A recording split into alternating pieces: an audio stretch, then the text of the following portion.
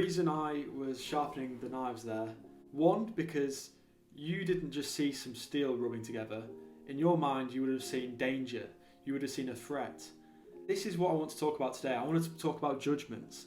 The fact that we attach meaning to things. We don't just see some sharp steel. We see a dangerous instrument that could be used to kill us.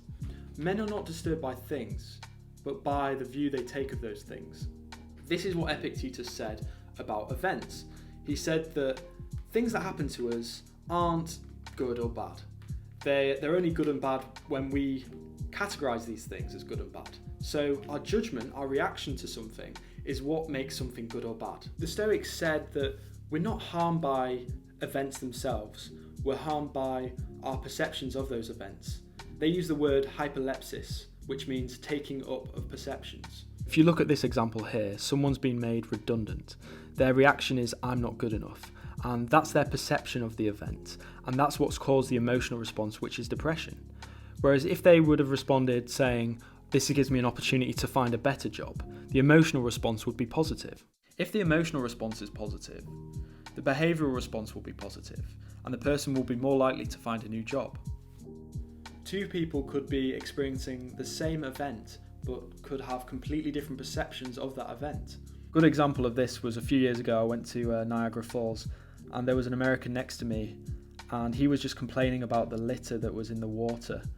And I didn't even notice the litter because I was so awe-inspired by the waterfall. And it just shows we could be looking at the same thing, but our focus and our perceptions could be completely different.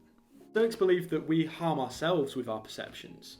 They said that external things cannot have access to your mind. It's insecurities that cause this harm. And it's not the person's words that harm you, it's the resonance with you, it's the effect it has on your insecurity. Samurai swordsman Musashi made a distinction between our perceiving eye and our observing eye.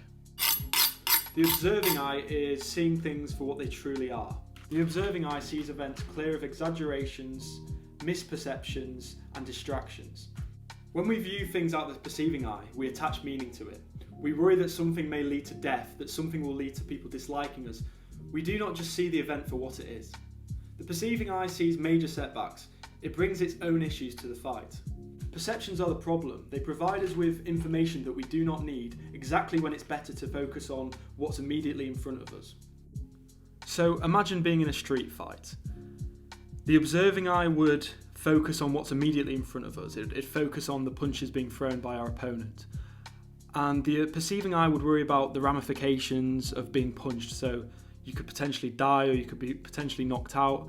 And instead of focusing on the person throwing punches, you'd be focusing on the consequences, and that would make you more prone to being knocked out. Look what happens to a deer when it senses danger.